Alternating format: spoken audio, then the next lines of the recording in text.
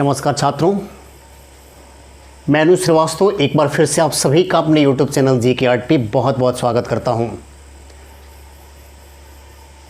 जैसा कि आप सभी छात्रों को पता है कि मैं एंशिएंट हिस्ट्री में अभी धर्म के टॉपिक को पढ़ा रहा हूं और जिन छात्रों के द्वारा अभी तक ये टॉपिक पढ़ा गया है, यानी मेरे धर्म के पहली वीडियो को जिस तरह से छात्रों ने पसंद किया है, उससे मैं भी काफ़ी उत्साहित हूँ।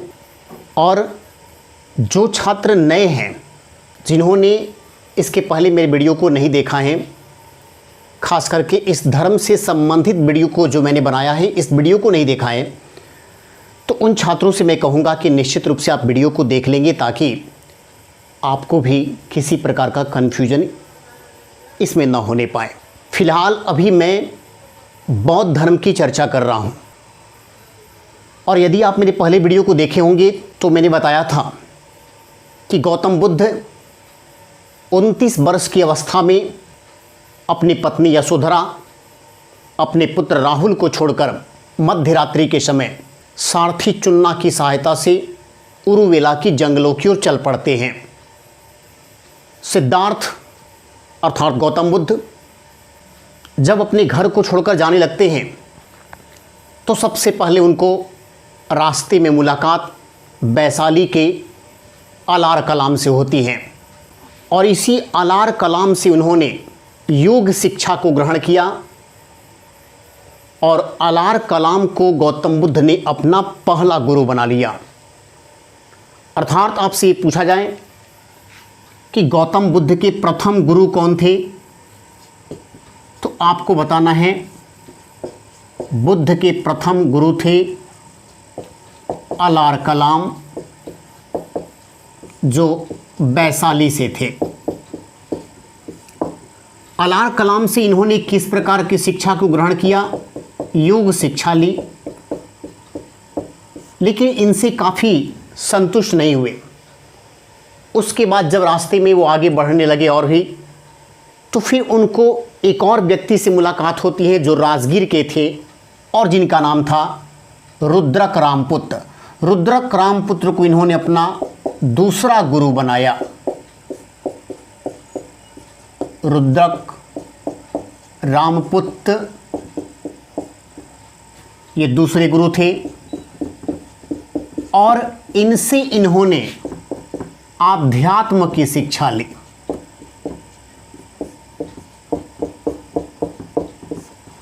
इस तरह से ये भी क्वेश्चन कई बार पूछा गया है कि गौतम बुद्ध के पहले गुरु का नाम बताइए, गौतम बुद्ध के दूसरे गुरु का नाम बताइए। तो पहले गुरु का नाम है अलार कलाम, जिससे इन्होंने योग शिक्षा को ग्रहण किया था, और दूसरे गुरु रुद्रक रामपुत्र, जिनसे इन्होंने आध्यात्म की शिक्षा लिया था। गौतम बुद्ध जब घर से निकले थे तो इनको थोड़ी सी भी इस बात का एहसास नहीं था कि रास्ते में इस प्रकार से इनको कष्टों का सामना करना पड़ेगा।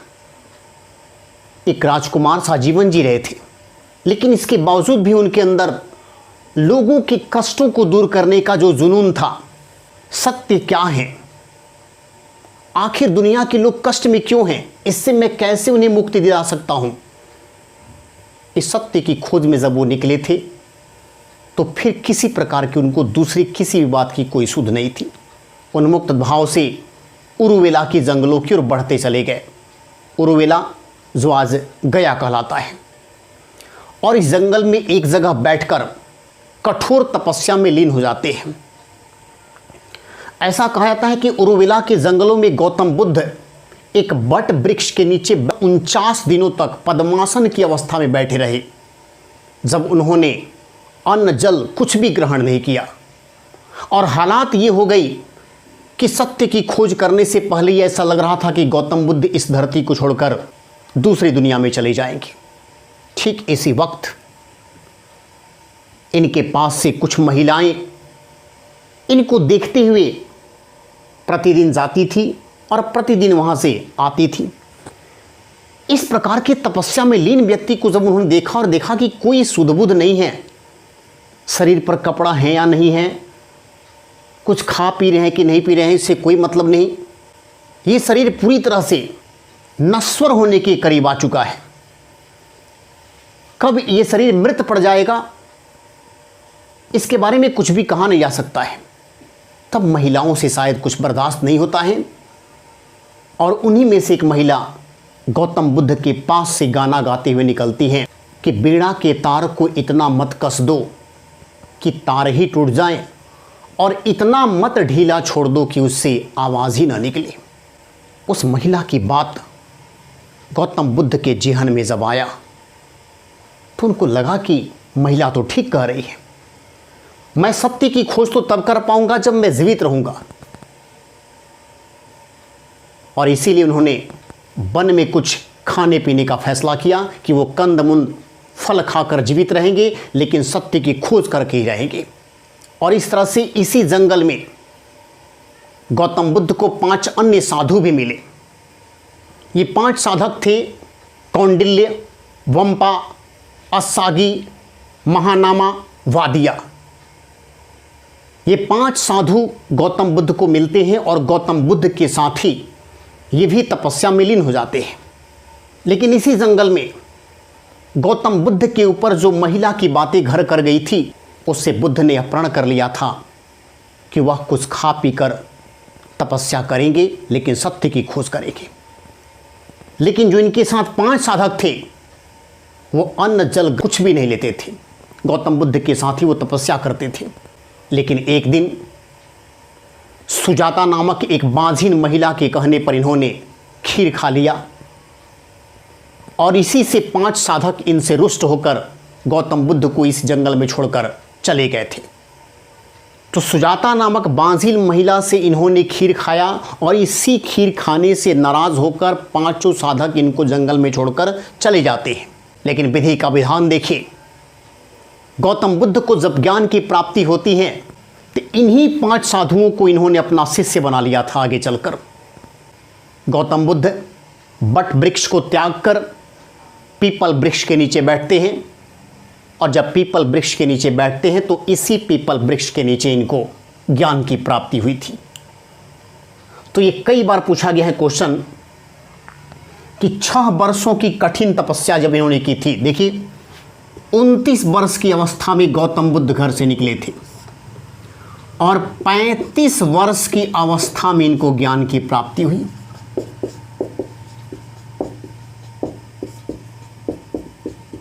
ज्ञान प्राप्ति तो इन्होंने 6 वर्ष तपस्या किया था ज्ञान प्राप्त करने के लिए, और जब इनको 35 वर्ष की अवस्था में ज्ञान की प्राप्ति हुई तो कहाँ हुई?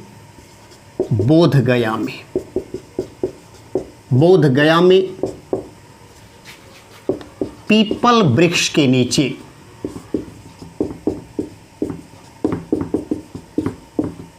पीपल वृक्ष के नीचे निरंजना नदी,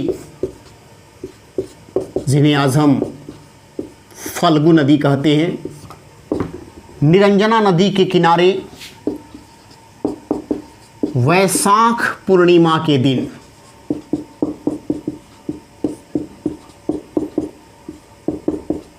वैशाख पूर्णिमा, गौतम बुद्ध का जन्म भी वैशाख पूर्णिमा को ही हुआ था और इनको ज्ञान की प्राप्ति भी वैशाख पूर्णिमा के दिन ही होता है। तो 35 वर्ष की अवस्था में बोध गया में पीपल वृक्ष के नीचे निरंजना नदी के किनारे वैशाख पूर्णिमा के दिन ज्ञान की प्राप्ति हुई। गौतम बुद्ध को ज्ञान की प्राप्ति हुई और ज्ञान कौन सा मिला? तो इनको 4 ज्ञान की प्राप्ति हुई।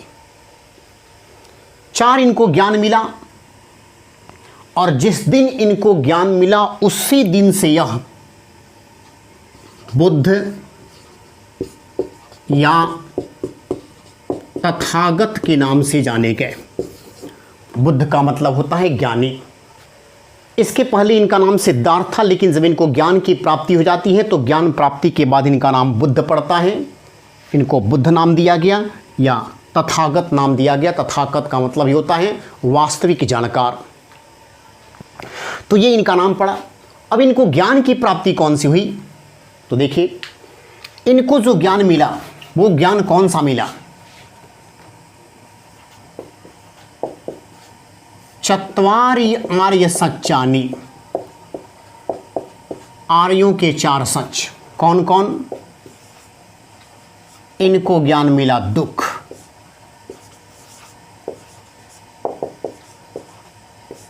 दुख समुदय,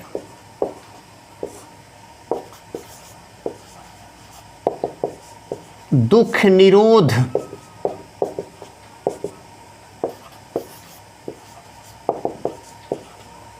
दुख निरोध, मध्यम मार्ग प्रतिप्रदा।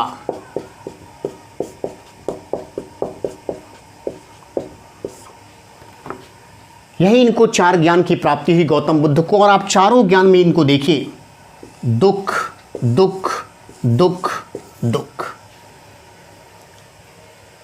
ये संसार दुखों से भरा है, ये संसार दुखों का घड़ा है। इनको ज्ञान की प्राप्ति ही होती है कि संसार में केवल कष्ट ही कष्ट है, दुख ही दुख है। और यही बात पूछा जाता है आपको इस बौद्ध धर्म से कि यह विश्व दुखों का घड़ा है, यह किस धर्म से लिया गया है? तो आपका जवाब क्या होगा? बौद्ध धर्म। यह संसार दुखों का घड़ा है, यह विश्व दुखों का घड़ा है। और यह बात कहां से लिया गया है? तो यहां पर ध्यान देंगे, यह विश्व दुखों का घड़ा है। ये भी कई बार पूछा गया है क्वेश्चन। यह विश्व दुखों का घड़ा है, यह बात लिया गया है किससे? उपनिषद से। बौद्ध धर्म में यह बात कहां से लिया गया है? उपनिषद से लिया गया है।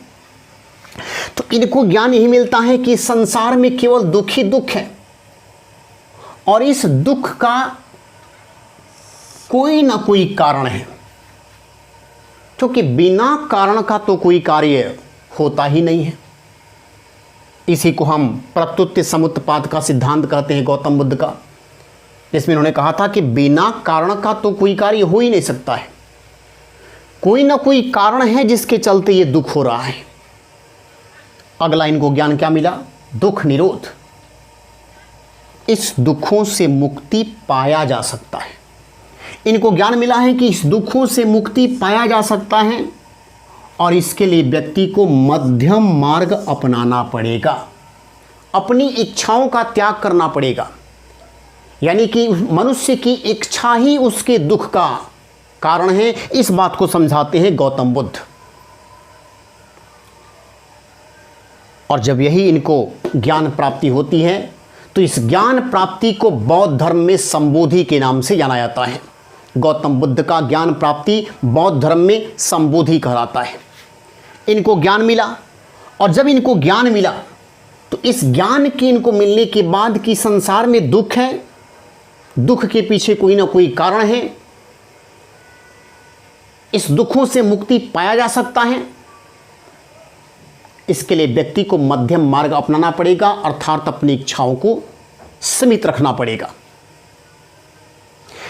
और जब ये इनको ज्ञान मिलता है तो इस ज्ञान के बाद ही इनका नाम पड़ता है बुद्ध, यानी ज्ञानी। तथागत का मतलब होता है वस्तुओं का वास्तविक जानकार।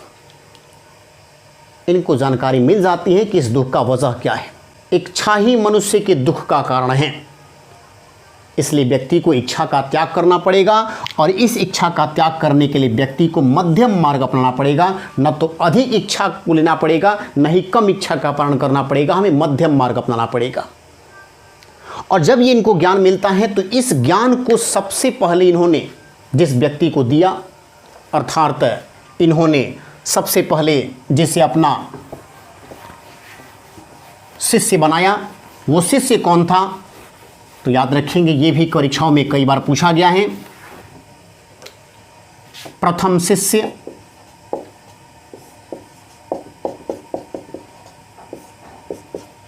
इनके प्रथम शिष्य कौन थे?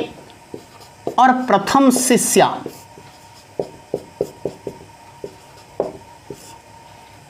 भिक्षुक भिक्षुणी।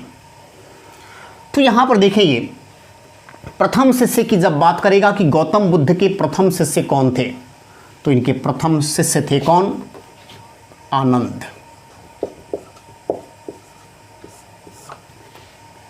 इन्होंने आनंद को अपना पहला शिष्य बनाया। और शिष्या की जब बात की जाए तो इन्होंने अपनी सौतेली माता प्रजापति गौतमी को, जिन्होंने गौतम बुद्ध का पालन पोषण किया था, उन्हीं को इन्होंने अपना प्रथम शिष्या बना लिया, यानी कि प्रजापति गौतमी माँ को ही अपना ये शिष्य बना लेते हैं, माँ को ही अपना ये अनुयायी बना लेते हैं। इस तरह से इनको प्रथम शिष्य थे इनके आनंद, और प्रथम शिष्या थी कौन? प्रजापति गौतमी। ज्ञान प्राप्त हो जाने के बाद ये अपने ज्ञान का प्रचार प्रसार शुरू करते हैं, और सबसे पहले अपना उपदेश जाकर देते हैं कहाँ पर? तो प्रथम उपदेश देते हैं सारनाथ में, सारनाथ के मृगदाव ऋषिपत्तनम।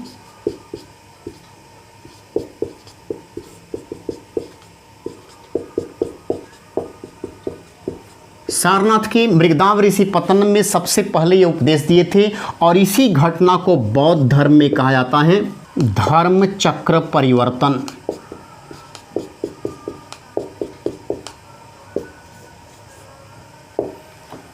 तो गौतम बुद्ध ने अपना पहला उपदेश सबसे पहले कहाँ दिया था? सारनाथ में, और इस घटना को धर्म चक्र परिवर्तन के नाम से जाना जाता है।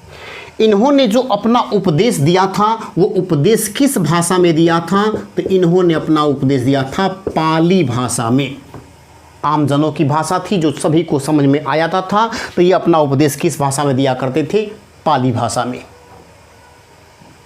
अब देखिए इन्होंने अपना प्रथम उपदेश दिया, लेकिन अगर आपसे ये क्वेश्चन पूछा जाए कि गौतम बुद्ध ने अपना सबसे अधिक उपदेश कहाँ दिया था, तो याद रखेंगे सबसे अधिक उपदेश गौतम बुद्ध ने दिया था श्रावस्ती में।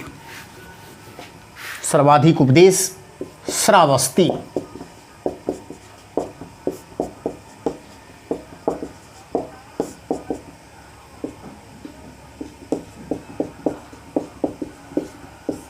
तो सबसे अधिक उपदेश इन्होंने श्रावस्ती में दिया, लेकिन पहला उपदेश इन्होंने कहाँ दिया था? सारनाथ में, सारनाथ के मृगदाव ऋषिपत्तनम में। अब इनको जो ज्ञान मिला था कि संसार में कष्ट हैं, और इस कष्ट से अगर मुक्ति पाना है तो उसके लिए बौद्ध त्रिरत्न को अपनाना पड़ेगा। और बौद्ध त्रिरत्न में इन्होंने कौन सी बातें बताई थी? तो बौद्ध त्रिरत्न 3 हैं। कौन कौन? ध्यान देंगे। पहला बात है बुद्ध, दूसरा बात है धम्म, और तीसरा बात है संघ। बुद्ध, धम्म और संघ, ये बौद्ध त्रिरत्न है। बुद्धम शरणम गच्छामि, धम्मम शरणम गच्छामि, संघम शरणम गच्छामि।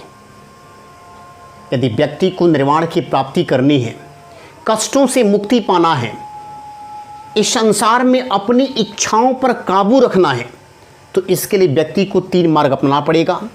बुद्ध के शरण में जाइए, अर्थात ज्ञानी बनिए।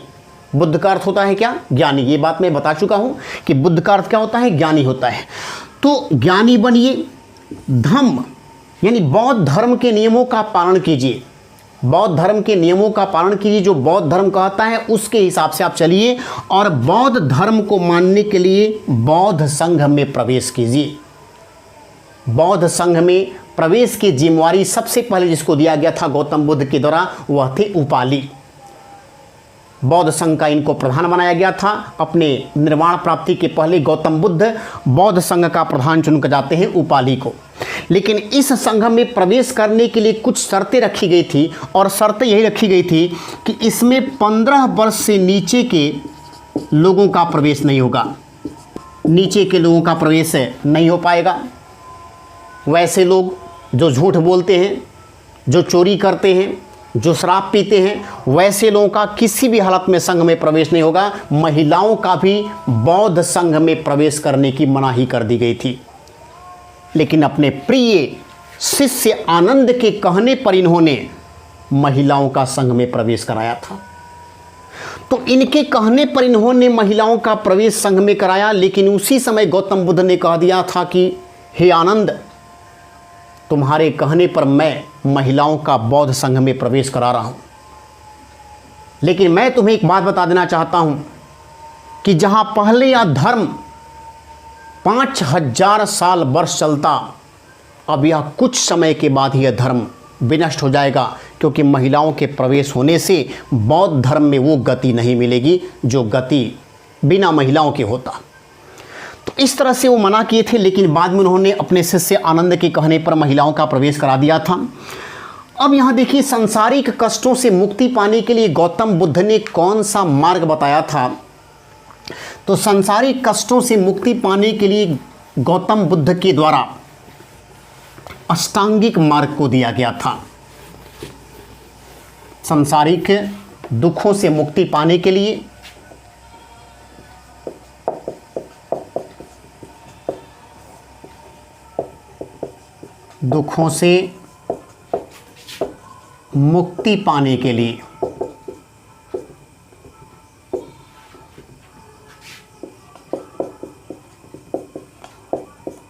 सांसारिक दुखों से मुक्ति पाने के लिए गौतम बुद्ध ने अष्टांगिक मार्ग दिया था। ये अष्टांगिक मार्ग का मतलब हुआ कि इसमें इन्होंने 8 प्रकार के रास्तों को बताया, जिन रास्तों पर चलकर कष्टों का अंत किया जा सकता है, दुखों का अंत किया जा सकता है। अब वो कौन कौन से थे? तो जो अष्टांगिक मार्ग थे उसमें था सम्यक संकल्प, सम्यक संकल्प, सम्यक स्मृति, सम्यक दृष्टि,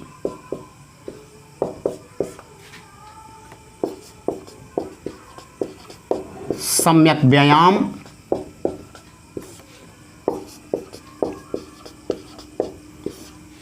सम्यक समाधि,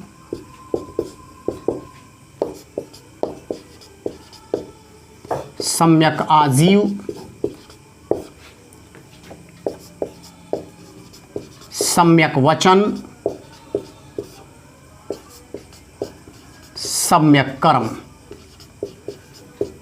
ये थे इनके 8 अष्टांगिक मार्ग, जिन रास्तों पर चलकर व्यक्ति के दुखों का अंत होता है। तो इन्होंने कौन सा बात बताया था? सम्यक संकल्प में इन्होंने यही बताया कि चित्त को किस प्रकार से स्थिर रखना चाहिए। अगर हम किसी कार्य को करने के लिए कोई संकल्प लेते हैं तो वो संकल्प हमारे अनुसार होना चाहिए, हमें उस संकल्प को पूरा करने का प्रयास करना चाहिए, दूसरों के प्रति द्वेष एवं हिंसा का त्याग करना चाहिए।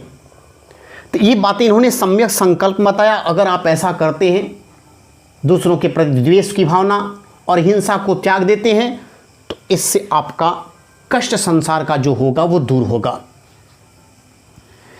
इसके बाद इन्होंने बताया सम्यक स्मृति, जिसमें इन्होंने यह बताया कि व्यक्ति को निरंतर चेतना में रहनी चाहिए, हमेशा उसको जगे रहना चाहिए, किसी भी कार्य को करने के लिए उसके प्रति एक अंदर ललक होनी चाहिए। तो ये बात इन्होंने दिया कि आपकी स्मृति हमेशा एक समान होनी चाहिए, चेतना हमेशा एक समान होनी चाहिए। इसके बाद इन्होंने कहा कि सम्यक दृष्टि, आपका नज़र हर एक के प्रति एक समान होना चाहिए, किसी के प्रति गलत सोच या किसी के प्रति गलत निगाह, ऐसा करने वाला व्यक्ति सांसारिक कष्टों से मुक्ति नहीं पा सकता है। उसके बाद इन्होंने क्या बताया? सम्यक व्यायाम, जिसमें इन्होंने ये बताया कि इंसान को ज्ञान युक्त प्रयत्न करना चाहिए। ज्ञान युक्त प्रयत्न करने की बात इन्होंने बताया, ये होता है सम्यक व्यायाम से, जिससे कि निर्वाण की प्राप्ति का रास्ता उसके लिए आसान हो सके। सम्यक समाधि का मतलब इन्होंने क्या बताया? इंसान को चित्त को एकाग्रचित करना चाहिए। इंसान को चित्त को एकाग्रचित करने की बात इन्होंने समाधि के अंतर्गत बताया कि उस प्रकार से व्यक्ति को होना चाहिए। सम्यक आजीव का इन्होंने क्या अर्थ बताया था? तो इसके माध्यम से इन्होंने ये बताया कि व्यक्ति को अपने जीविकोपार्जन के लिए कोई ना कोई प्रयास करते रहना चाहिए, एक अच्छा प्रयास करना चाहिए, कभी भी गलत रास्ते पर चलकर अपनी जीविकोपार्जन का साधन नहीं ढूंढना चाहिए। ये बात इन्होंने आजीव के माध्यम से बताया। और वचन के मतलब इन्होंने समझाया कि यदि आप समान रूप से बातचीत करते हैं, ऐसा वचन बोलते हैं जिससे दूसरों को किसी प्रकार का कोई कष्ट ना हो, तो फिर सामने वाला व्यक्ति आपको बहुत इज्जत देगा, आपका मान सम्मान बढ़ेगा और वैसी स्थिति में आपके सांसारिक कष्टों से आपको मुक्ति मिलेगा। कर्म की बात इन्होंने कहा कि इंसान को कर्म पर विश्वास करना चाहिए, व्यक्ति को कर्म करना चाहिए, क्योंकि भाग्य भी हमेशा कर्म करने वाले लोगों का ही साथ देती है। नहीं, कहा जाता है कि भाग्य बहादुरों का साथ देता है। इसलिए इंसान को कर्म करना चाहिए, क्योंकि जब आप कर्म करेंगे तभी आपको किसी भी प्रकार के कष्टों से मुक्ति मिल सकता है। ये अष्टांगिक मार्ग गौतम बुद्ध के द्वारा दिया गया, और इस अष्टांगिक मार्ग को पूछा जाता है कि किस उपनिषद से लिया गया है, तो इसका स्रोत है तैत्तरीय उपनिषद से। तैत्तरीय उपनिषद से बौद्ध धर्म का ये अष्टांगिक मार्ग लिया गया है।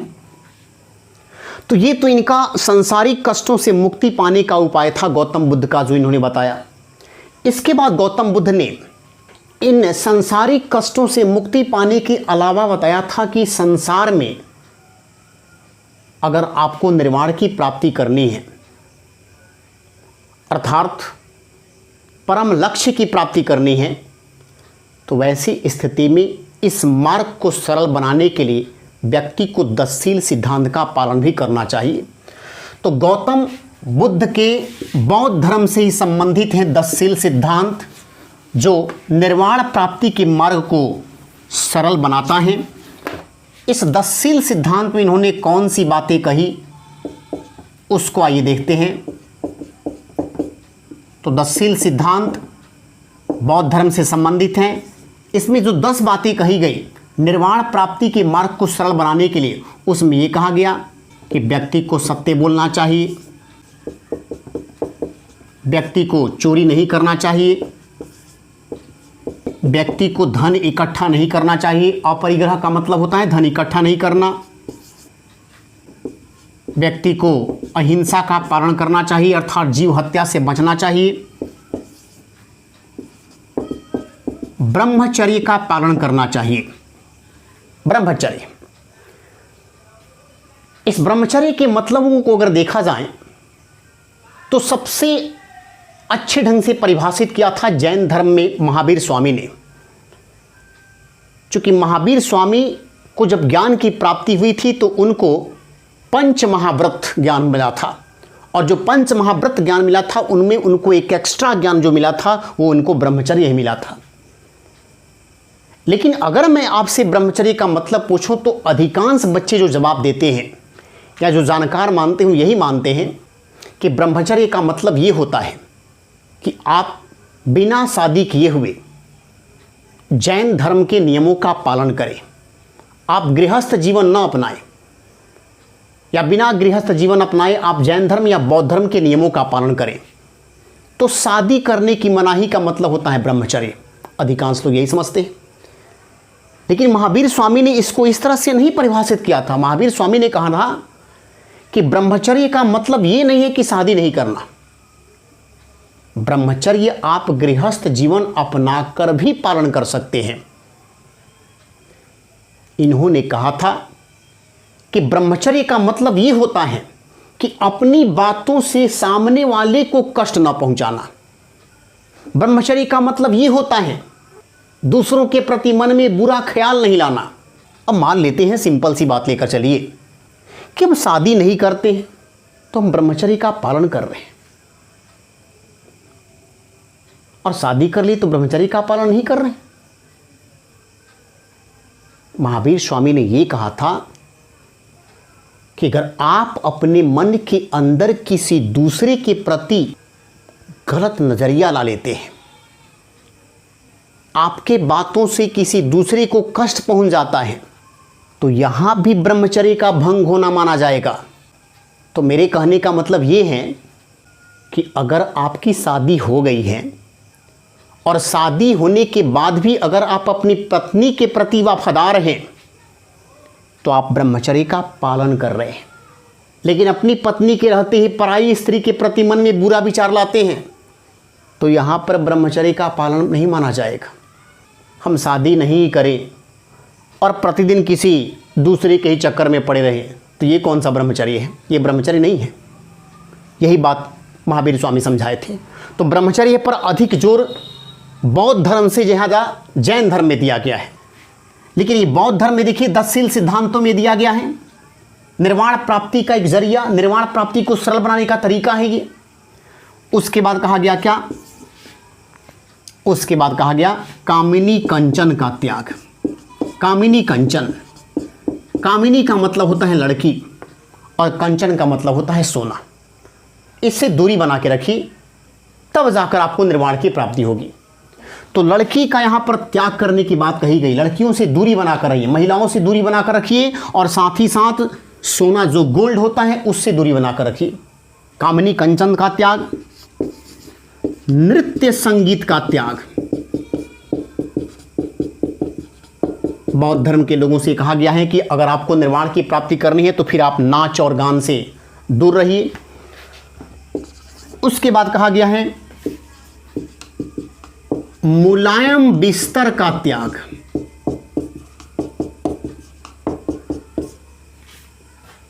मुलायम बिस्तर का त्याग अर्थात ऐसे बिस्तर पर नहीं सोना है जिससे आपकी चेतना शून्य हो जाए। अगर आप मुलायम बिस्तर पर सोते हैं तो फिर आप जागृत नहीं हैं, आप आराम की मुद्रा में चले गए हैं, और आराम की मुद्रा में अगर चले गए तो फिर आप अपने कर्म के सिद्धांतों पर फोकस नहीं कर पा रहे हैं। इसलिए बिछावन ऐसा होना चाहिए जिससे कि आपकी चेतना हमेशा बनी रहे। तो मुलायम बिस्तर का त्याग, सुगंधित पुष्पमाला का त्याग।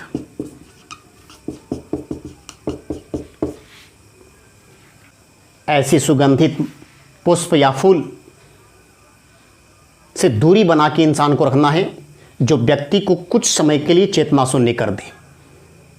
वैसे देखते हुए कुछ लोग ऐसे होते हैं जब सेंट वगैरह लेते हैं फूलों का तो फिर लगता है कि किसी और दुनिया में खो गए हैं उस समय के लिए, तो आप चेतना शून्य हो गए। आपको ऐसा कभी भी बौद्ध धर्म में नहीं करना है, ऐसी चीज़ों से आपको दूरी बनाए रखना है। इसके बाद कहा गया कि मांस मदिरे का त्याग। मांस नहीं खाना है एवं शराब का सेवन नहीं करना है। तो इन 10शील सिद्धांत के मार्गों पर चलकर निर्वाण प्राप्ति के मार्ग को आसान बनाया जा सकता है। इसी बात को समझाए थे गौतम बुद्ध। अब गौतम बुद्ध ने इन सब मार्गों को बताने के बाद अब गौतम बुद्ध के विचारों को अगर देखा जाए कि किसके प्रति कैसा विचार था, स्त्रियों के प्रति उनकी क्या सोच थी, पुनर्जन्म के प्रति उनकी क्या सोच थी, आत्मा के प्रति उनका क्या विचार था, ईश्वर के प्रति उनका क्या विचार था, संसार के प्रति उनका क्या विचार था, इन सब बातों को जानने के लिए आप हमारे अगले वीडियो के साथ बने रहिए। हम फिर मिलेंगे आपसे, तब तक आपसे विदा लेते हैं। धन्यवाद।